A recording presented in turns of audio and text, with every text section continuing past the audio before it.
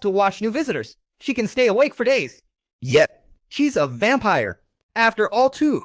Thus, the new visitors arrive earlier than expected, having the appearance of humanoid beasts. Here, the leader, Garf, says they're from the mountains, from a place called Howling Village. They came for the first time to build trade ties with you. It is then that our Lulu decides to take care of them, as she realized they had some hidden, which she quickly lets the infernal wolves know, and they bring them over right away.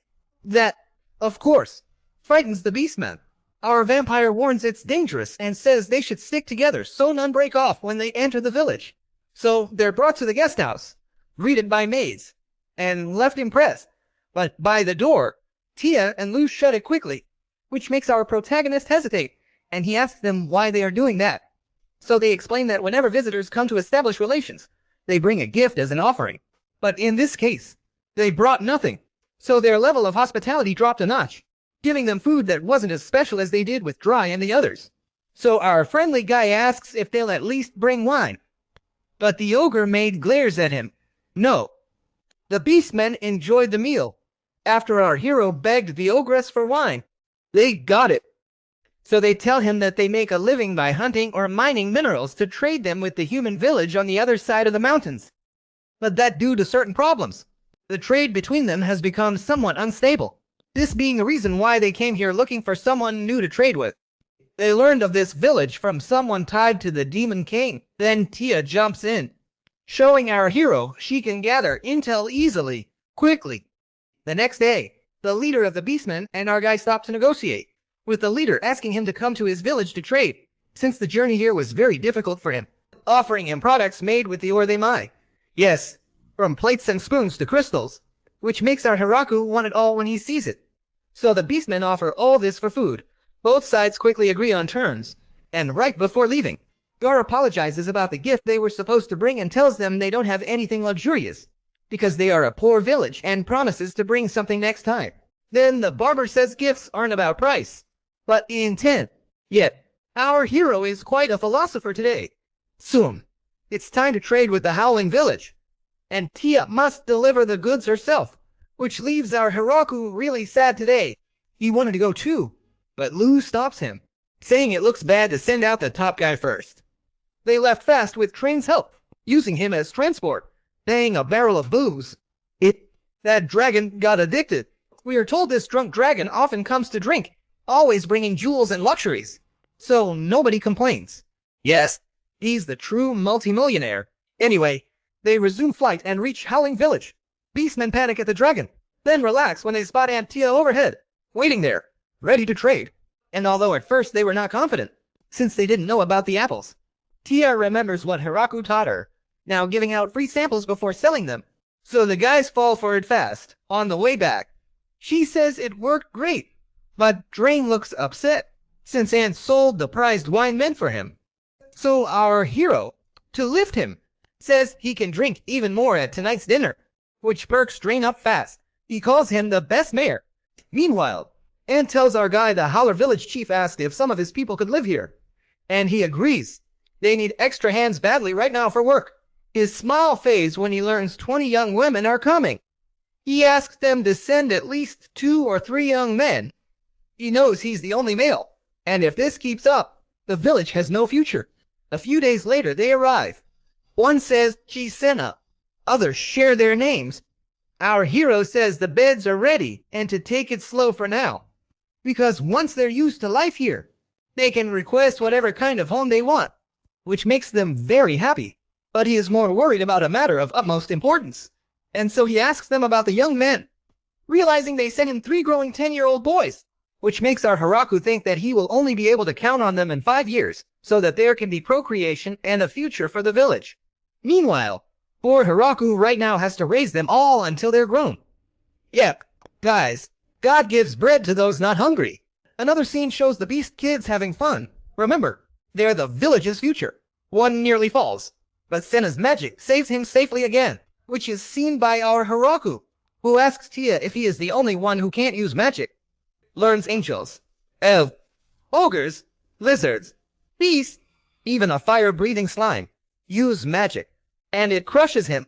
But then he is comforted by Sina and also by the children, who tell him they should practice together, to which our guy thinks that even the little ones will surpass him soon. To forget it, he picks apples when the ground trembles. An angel tells him a grandpa bear and a bloody viper are fighting in the forest's northern area right now. So our black-haired guy wonders if that giant bear and that huge viper are edible. Right away, he heads there to take charge as mayor, riding one of them. Up close, they're huge. Then, our Hiraku asks to be put down quickly and defeats both beasts with a single blow, surprising the killer trio. So now he decides to cook them with herbs and spices, and a little wine. Ogresses hate us touching their precious stash. Yes, sweet tooths are addicts, but he makes Graffelbeer wine stew and tastes it, finding it amazingly really juicy. He fries Bloody Viper. It tastes like fried chicken, stunning everyone. Yes, our hero's a pro chef, but he decides the fritter needs something on the side. Yep, mayonnaise. So then he goes to Flora and asks her to make an antibacterial agent for him. So she gives him a potion to make anything fly. However, he asks for something more peaceful and calm. So then she gives him something safe for food. Since she's there, he asks how miso production's going, and she sadly says it's not going well today. I told him that, even after trying her best, she still failed. She rebuilt her cabin 3 times. Yeah, poor thing. But later we see our Hiraku going to collect eggs, as he's still planning to prepare a side dish for his meals. And that's how he ends up making his mayonnaise, which fascinates the little vampire. He also teaches the steps to make miso again. Midway through, she realizes she never said mold. Mold. Mold. Hiraku laughs at it. Then Lou says they have visitors, who are a group of old dwarves led by a man named Donovan. He mentions that they have heard the alcohol here is high quality and would like them to share some. But just as our boy is ready to say yes, the girls stop him right there, saying he can't give it away. Her wine's precious, and she worked hard to make it herself. Then the dwarves offer tech, saying they're master distillers and want to help turn their crops into top quality booze for everyone. The real good stuff. Hearing this, our drunks agree. They brew it from corn into whiskey. Tasting it, the hero quickly finds it far too strong, still even for him. And with that, Donovan and the other dwarves ended up staying in the village, working as brewers.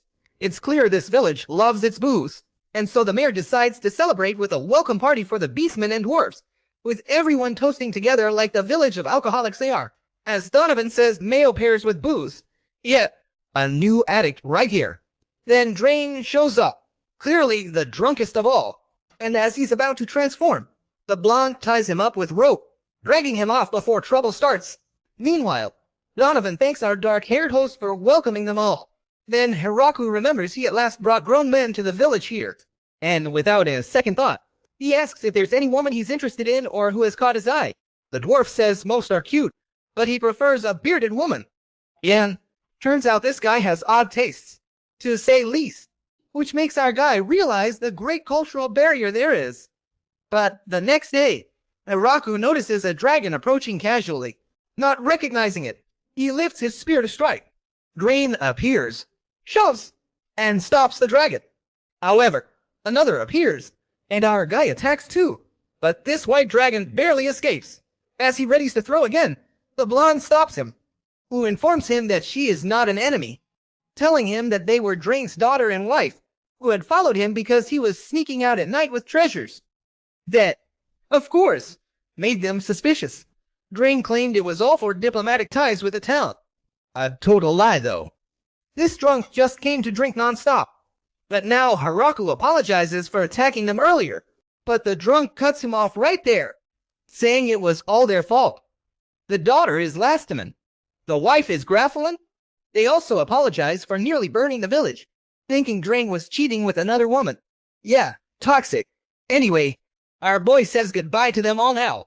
Then, the family discusses the importance of their relationship with this village, where we learn that the wife was actually saved by the great demon spider, as it pulled her in with its web. And so, she asks Lasty to stay and live here for a while, giving her the mission to ensure this village never turns against them. She obeys at once. Hiraku accepts her, puts her to work harvesting, but her huge strength squashes the fruit before it's even fully picked. And she doesn't just do that, she shatters plates. Worse, one sneeze triggers a massive explosion. the house, which makes our guy reconsider what to do with her. Then, the blonde mentions that dragons not only possess power, but also vast knowledge and wisdom. So our Palinero makes Lasty handle the village's diplomacy. Then poor Bizzle panics at once, utterly terrified, ending up accepting all the conditions Lasty demands, obviously due to the immense fear he has of her. So much so that he doesn't even check the merchandise and simply goes to his lair, proceeding to tell the other generals about this, but deciding to send a spy. Bizzle sends his most trusted agent, his daughter Florin, to investigate the village, especially its military strength, and report what she finds back. He warns her that her safety comes first. She reassures her father, saying she trusts her own magic and can handle whatever comes. Later she reaches the village. Stunned, they built it in a monster-haunted forest. Lasty greets her, and hearing her name again, she startles. She realizes it's the infamous dragon everyone fears, but the chill dragonling offers a tour of town today, starting by showing her the vineyard where they make the delicious grape wine. But right at that moment, one of the angels mentions that she has seen a messenger from the Howling Village, so Lasty quickly must handle it, leaving Florin alone to quietly assess their military strength overall. She sees lizardmen and beastmen, ogres and dwarves here, and thinks for her army's full strength should easily win. But then she spots Lou, vampire princess, fleeing the nobles. But she's stunned seeing Antia, the angel of annihilation, plus the 3 killer angels. Then came the high elves she'd heard of, called man-eaters. Yeah, the darkest nickname I've ever heard. That frightens her, but seeing hell wolves and demon spiders frightens her more. Now she feels small, beneath them, like she's barely human. That's how she loses all confidence. Now, wondering what terrifying foe she's facing next, he can command these powerful troops. And from her research, the man's called the mayor. Right then, she runs into him in person. The very one. Our hero was heading home from work. She dismissed him as just another guy, then learned he was the mayor, and she'd been rude to him. It scares the hell out of her. Therefore, later, when she is working on the harvest with Lasty, she runs into our protagonist. He already knew she was Dizzle's daughter. So now when she sees him, she greets him nervously, very respectfully, deeply fearing for her life. In another scene, we see that the initial slime that Tia brought began to multiply, with different types and colors now existing. It turns out one of the wretches drank a whole barrel of alcohol. So they began the village's first trial, found the drunken slime guilty. But since punishment wouldn't make it repent, they cleared it in the end. And that's how it started to appear during parties and celebrations to accompany them. Sticking with our hero, he realizes it's fall, so he eats more. While everyone is at the table, he mentions that if he could get seafood, it would taste even better. This causes concern among all of them, with Leah asking what he means exactly. Then Hiraku says cod, crabs, or monkfish work in miso chanko hot pot. Lou instantly sends Flora to check it out. Yes, Lou's least hungry. Meanwhile, Senna wonders what to do. Never seen ocean. Then, Tia asks them if they can really eat crabs, since it seems that in this world they are huge and tough. Then Florin cuts in, saying if they need ocean access, there's a port city within the Demon Kingdom too. And to get there, they have to head south of this village, as there is also a lot of ocean trade there. Then Lasty tells them that she can fly them there to check it out, accompanied by Florin. So they split up, proving they truly love hot pot. Our guy adds that with food, everyone's eager to pitch in and work hard together. Then, 3 days pass and the group returns with a merchant from Shishato City, as this guy's name is Michael Gorin, who turns out to be the president of the Gorin Company. So Hiraku thanks him for coming here, but he says it's nothing, just a merchant's job. After all, yeah, very gallant. He showed the seafood he'd brought and, for the requested kombu seaweed, send his fishermen out to find it fast, at once, since they usually return it to the sea. Now, regarding his visit, today he has 3 main objectives. The first being to greet him properly, which he has already done. The second would be to suggest opportunities for them to trade goods and do business. But as for the third, he asks if it would be possible to become the official government supplier for this village, which means he wants to handle all the trade between them and the outside world, because he knows that the crops here are very tempting, and that if given the chance, he can get several times their value by trading them. Yes, clear and precise like a true businessman. So after negotiating about the crops, he mentions that next time he would like to talk about the alcohol they produce. But Lasty immediately shouts that they can't have the alcohol, which scares the poor merchant, who then apologizes and leaves. And while everyone in the village is talking about what a great help he will be in handling the negotiations, back with Michael, he was scared to death the entire trip. Only that, as the high-level merchant he is, he remained calm and kept a smile. And to find out what happened, we go back 3 days ago. So in Shishato, there his aide told him he had visitors. They wanted to negotiate with him. And although he thought about rejecting them, his merchant's intuition told him he couldn't ignore this. And he was right. It was Florin, the young Crom. She knew if he turned her down, his head would roll. Then he asked about her companion. The blonde calls herself Lasty, a dragon. And the old man panics. He knows she's the mad dragon, feared by all. Therefore, he starts to think that the risks of trading with them are too high. However, he knows he can't ignore them. So they show him their goods and want to sell, but for certain favors. So he checks and accepts at once. He knows they're the fruits from the demon realm, each worth many silver coins. So he brings what they need for them today without hesitation, smiling as he says it's a merchant's job. But his joy fades fast. They tell him goods will go to Grand Arbor Village, deep in Forest of Death. So, setting out to negotiate, they spot him there, riding our dragoness last. Michael screams inside with fear, then panics more as they bring him before the dragon leaders. He's even more scared when he sees the Angel of Annihilation and the Infernal Wolves. But he calms down on seeing our protagonist, who seems normal to him again. But when Vampire Lou shows up, his fear comes back. We jump to the present. As he walks off, he realizes he struck a deal with that scary bunch. Still, he wonders if his body can take it. Next day, a new dragon visits the Great Tree Village and fixes its gaze on our hairy fellow for long. In a staring match, they pause to hurl a fireball into the woods. Our hero won't forgive it, and throws his spear. Still, the dragon dodges it. On the second throw, he drops it in style, showing she's a prankster dragoness after all. Well, not only that, as she turns out to be Drain's older sister, and her name is Hakurin. She came here after finding out that her little Lasty had gotten engaged. He pins it on his brother, who said he'd wed his daughter to this town's mayor, making our boy uneasy.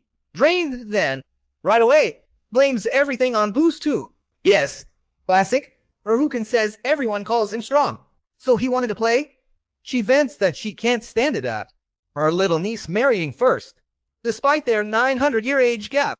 Hearing that, our boy grabs her head, says you wanted to play, so now you clean up your mess. Right now, all of it, good. And back at the house, this new one has already adapted quickly. She asks about the fun games they have here, as she wants to try mahjong, thus inviting our Hiraku and Lasty to play. But there have to be bets. Our hero's feeling randy, so he suggests loser strip. Yeah. Now, it's serious for real, but just after a while and explaining the rules, it's our Hiraku who is losing, thus being left in just his underwear, which is why he doubts his rivals, thinking that maybe they are cheating, because as dragons, they might be using telekinesis or their enhanced vision to see through the tiles. Still, he shakes it off and goes for his best play, but he loses anyway. Everyone just sees him naked. And for our hairy guy's dignity, he strips his last garment. Everyone screams at his titan. On the other hand, in the Demon King's castle, we see that his generals found out that the dragons have gathered again in the Great Tree Village. This time the ancient dragon Hakurin was there too. So Grassa wonders if they should keep sitting here. We also meet the Demon King named Galgardo himself, who doesn't care about anything and is rather worried about his daughter in her rebellious phase. He's super worried because she only said good morning to him. But then we notice that Randon really does read.